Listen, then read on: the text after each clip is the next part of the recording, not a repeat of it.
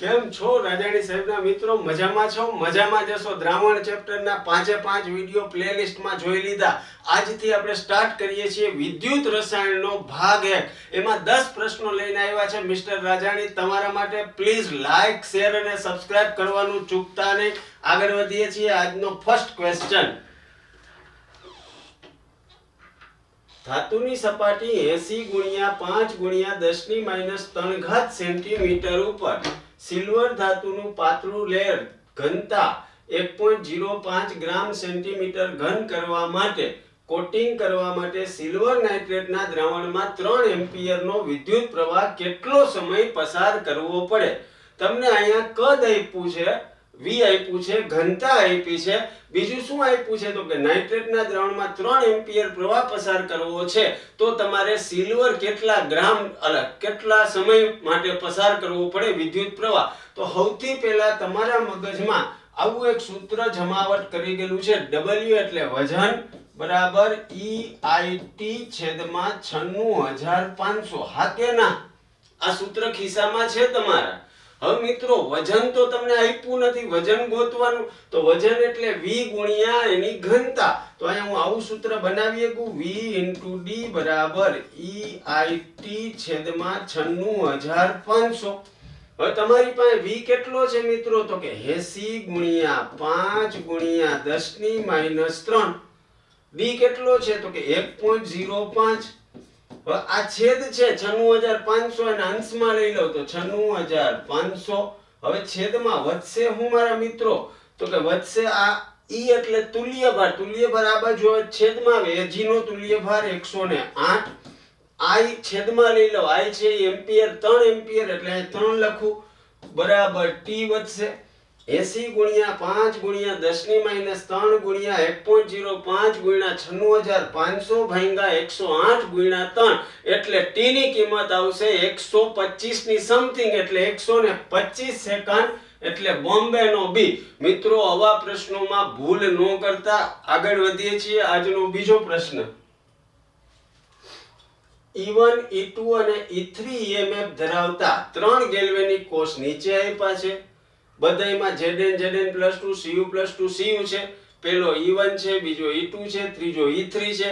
નીચે 4 વિકલ્પો તમને દેખાય છે. 4 માંથી સાચો વિકલ્પ ગોતવાનો. સૌથી પહેલા મારી નજર બીજા ઉપર ગઈ. બીજાને જોઉં તો મને પ્રમાણિત કોષ લાગે 1 મોલર 1 મોલર. એનો મતલબ એનો E સેલ છે ઇયન્સ ઓફ સેલ જેટલો જ આવે એટલે એનો E1 છે E2 નંબરનો છે 1.10 વોલ્ટ આવે. હા કે ના? અમારી પાસે સૂત્ર છે E સેલ બરાબર ઇયન્સ ઓફ સેલ -0.0592/n log એનોડની સાંદ્રતા છેદમાં કેથોડની સાંદ્રતા. હવે હું પેલા કોષને જોઉં મિત્રો. પેલા કોષમાં એનોડ છે 0.1 છે મિત્રો અને છેદમાં અહીંયા 1 મોલર છે. હા કે ના? અંશ છે નાનો છે, છેદ છે મોટો છે. એનો મતલબ અહીંયા 10⁻1 થાય, માઈનસ છે અહીંયા આવે એટલે પ્લસ. ઇયન્સ ઓફ સેલ કરતા વધી જાય. અંશ નાનો, છેદ મોટો તો આખી કિંમત અહીંયા પ્લસ માં આવે એટલે ઇયન્સ કરતા વધી જાય. એનો મતલબ 1.10 કરતા વધે. એનો મતલબ E1 છે એ 1.10 કરતા મોટો હશે. 1.10 કરતા મોટો. હવે E3 નો વિચાર કરીએ તો એનો અંશ છે 1 મોલર છે જ્યારે છેદ છે 0.1 છે. અંશ મોટો ને છેદ નાનો તો આખે આખું આ કિંમત ધન કિંમત આવે. ધન ગુણ્યા ઋણ એટલે ઋણ થાય. એનો મતલબ 1.10 માંથી એટલું બાદ થાય એટલો E3 આવે. એનો મતલબ E3 છે એ લેસ ધેન 1.10 આવે. તો સૌથી મોટો E1 એનાથી ઓછો E2 એનાથી ઓછો E3 અને આવો વિકલ્પ આપણી પાસે છે બોમ્બેનો B. E1 is greater than E2 is greater than E3. ખાલી બુદ્ધિ લેવલના પ્રશ્નો નીટ જી ગુજકેટ બધામાં બુદ્ધિ લેવલના. પણ આપણે કન્ફ્યુઝ થઈ જાય તો ટેન્શન આવે. IMP ના ભરોસે ન રહેતા પરીક્ષાઓ ગમે એવો નવો પ્રશ્ન લઈ આવે. આગળ વધીએ છીએ. આજનો ત્રીજો પ્રશ્ન. પિગલિત Al2O3 CuSO4 NaCl ના જુદા જુદા વિદ્યુત વિભાજ્યો ધરાવતા દ્રાવણમાં 3 ફેરાડે પસાર કરતા કેથોડ ઉપર જમા થતા Al Cu Na ના મોલનો ગુણોત્તર કયો હશે? મિત્રો વિચારવા જાઓ તો Al છે એ Al + 3 હોય, Cu છે એ Cu + 2 હોય અને Na છે એ Na + 1 હોય. આમાંથી 3 ફેરાડે પસાર કરો, આમાંથી 3 ફેરાડે એટલે 3 ઇલેક્ટ્રોન પસાર કરો. તો Al + 3 + 3 ઇલેક્ટ્રોન એટલે 1 મોલ મળે. Cu + 2 ને 2 ફેરાડે થી 1 મોલ મળે તો 3 ફેરાડે થી કેટલા મળે તો કે 3/2 મોલ મળે. Na + 1 ફેરાડે થી 1 મોલ મળે તો 3 ફેરાડે થી 3 મોલ મળે. હવે વિચારીએ Al જેમ Cu જેમ Na. અહીંયા મળ્યો 1, અહીંયા મળ્યો 3/2, અહીંયા મળ્યો 3. આવો એક પણ વિકલ્પ દેખાતો નથી, કઈ મૂંઝાવાની. 2 ને લસા લઈ લે તો અહીંયા થશે 2/3/6 અને આવો વિકલ્પ છે દિલ્હીનો ડી. આવા પ્રશ્નો શ્રેણી જોડાણના પૂછાઈ શકે. આગળ વધીએ છીએ આજનો ચોથો પ્રશ્ન. Pt+4 ના 1 મોલરની દ્રાવણમાં 0.8 ફેરાડે વિદ્યુત પ્રવાહ પસાર કરવાથી કેથોડ ઉપર કેટલા મોલ Pt જમા થશે? Pt+4 છે એટલે 4 ઇલેક્ટ્રોનની જરૂર પડે ત્યારે Pt બને. જો 4 ફેરાડે હોય તો 1 મોલ મળે.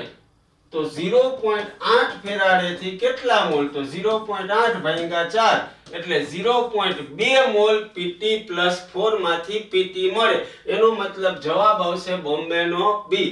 આગળ વધીએ છીએ આજનો આગળનો પ્રશ્ન. રેડોક્સ પ્રક્રિયામાં 3 મોલ ઇલેક્ટ્રોન ભાગ લેતો હોય તો ગેલ્વેનિક કોષનો પ્રમાણિત EMF 0.59 છે. આવી કોષ પ્રક્રિયા માટે સંતુલન અચળાંક શોધો. સાવ ઈઝી પ્રશ્ન. સંતુલન અચળાંક હોય એટલે log k = n ions of cell છેદમાં 0.059. n તમને આપ્યો છે 3 ઇલેક્ટ્રોન. ઇયન્સ ઓફ સેલ તમને આપ્યો 0.59 છેદમાં 0.059. આ બેનો ભાગાકાર કરો તો 10 વધે. 3 × 10 એટલે 30 થાય. log k = 30 તો k = 10⁻30 એટલે દિલ્હીનો ડી આવે. કાંઈ હોતું નથી. સૂત્ર આવડે ને કિંમત મૂકો એટલે જય સ્વામિનારાયણ બધું આવડી જાય. પણ મગજમાં એક જ વસ્તુ રાખવું, મને આવડે છે. ક્યારે એવું ન વિચારવું મને નથી આવડતું. નથી એક શબ્દ જ ના હોવો જોઈએ.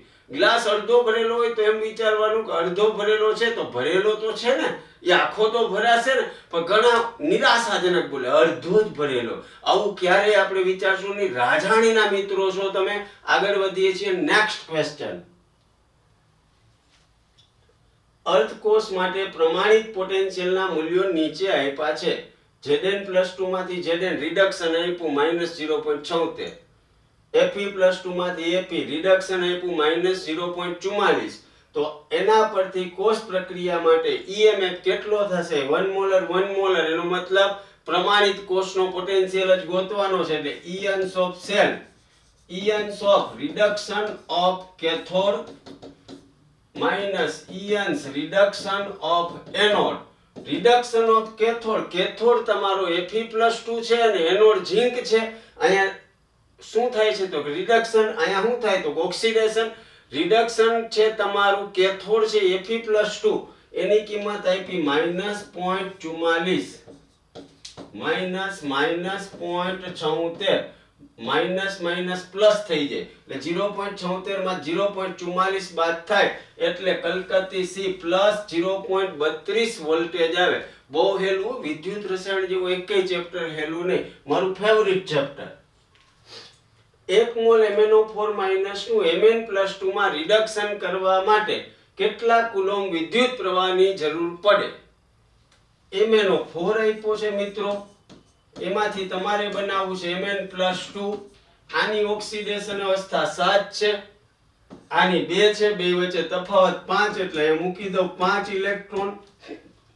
1 મોલ MnO4 માંથી Mn+2 બનાવવા માટે 5 મોલ ઇલેક્ટ્રોનની જરૂર પડે. એનો મતલબ 5 ફેરાડે, એનો મતલબ 5 × 96500, એનો મતલબ 4.83 × 10⁵ કુલમ વિદ્યુત પ્રવાહની જરૂર પડે. આવું Cr2O7 માટે પૂછે છે, પણ મિત્રો પ્રશ્નો કર્યા હશે તો પરીક્ષામાં આવડી જાય, નહીં કર્યા હોય તો ખાલી ગપ્પા જ મારવાના રહે. એટલે જોતા રહેજો. શોર્ટ વિડીયોમાં ઝડપથી જાઉં છું, આમાં ધીમે જાઉં છું મિત્રો.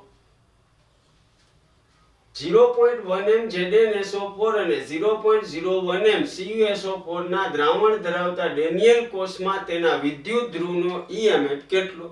ડેનિયલ કોષનો E અંશ ઓફ સેલ તમને ખબર છે કેટલો મિત્રો? 1.10. ડેનિયલ કોષ માટે E સેલ ગોતવાનો છે તો E સેલ બરાબર E અંશ of cell minus 0.0592 upon n log anode એટલે Zn+2 કેથોડ એટલે Cu+2. Yes or no? Yes. આ તમારી પાસે છે 1.10, આ 0.0592 upon 2 કારણ કે ડેનિયલ કોષ છે એટલે Zn+2 અને Cu+2 n બરાબર 2 log એનોડની સાંદ્રતા 0.1 છે, કેથોડની 0.01 છે. આનું સાદું રૂપ આપો તો log 10 થાય. log 10 એટલે 1 એટલે આખું ઉડી ગયું. વધ્યું શું મિત્રો? 1.10 માઈનસ 0.0295. આનો મતલબ 1.10 માંથી 0.03 બાદ થાય એટલે 1.07.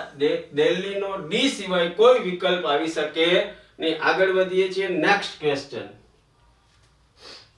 0.1 m NaCl ના જલીય દ્રાવણની વિશિષ્ટ વાહકતા 1.06 ગુણ્યા 10⁻2 છે તો તેની મોલર વાહકતા ohm inverse centimetre square mall inverse માં શોધો. હાવ હેલું જો સૂત્ર આવડતું હોય મોલર વાહકતા તો 1000 ગુણ્યા k છેદમાં મોલારિટી. 1000 ગુણ્યા k એટલે આપ્યો છે મિત્રો 1.06 ગુણ્યા 10⁻2. મોલારિટી આપી 0.1. આ 0.1 ઉપર જાય એટલે 10⁻1 વધે, 10⁻³ છે એટલે 10⁻2 વધે એટલે આન્સર થશે 1.06 ગુણ્યા 10⁻2. મોલર વાહકતા આવશે 1.06 ગુણ્યા 10⁻2. અજય રાજાણીનો એ. આજનો લાસ્ટ પ્રશ્ન બટ નોટ લેસ. રાજાણી સાહેબ ચાલુ થઈ ગયા પણ ક્યાંક કામમાં હોય તો એકાદ બે વિડિયો ન આવે તો ખારા નહીં થવાનું. રાહ જોવાની. કાંઈ પ્રશ્ન હોય તો વોટ્સએપમાં નંબરમાં વોટ્સએપ કરવાનો. આગળ વધીએ છીએ આજનો last but not least. 2Fe+3Zn gives to Zn+2 Fe+2 પ્રક્રિયામાં Fe+2 ની સાંદ્રતા વધારતા શું થાય? પોટેન્શિયલ વધશે, પોટેન્શિયલ ઘટશે, પ્રવાહમાં વધારો થાય, દ્રાવણની pH ઘટશે. સૌથી પહેલા તમારા મગજમાં છે મિત્રો E સેલ બરાબર E અંશ ઓફ સેલ માઈનસ 0.059 છેદમાં n log નિપજોની સાંદ્રતા. નિપજ એટલે Zn+2 Fe+2 એનો સ્ક્વેર છેદમાં Fe+3 એનો સ્ક્વેર. આ થાય એનોડ કેથોડ અત્યારે ભૂલી જાય. નિપજની સાંદ્રતા છેદમાં પ્રક્રિયકની સાંદ્રતા. હવે મિત્રો તમે Fe+2 એટલે અંશ વધારો છે. મેં હમણાં જ કીધું હતું અંશ વધે એનો મતલબ આખી કિંમત. અંશ વધે એનો મતલબ આખી કિંમત છે ધન રે.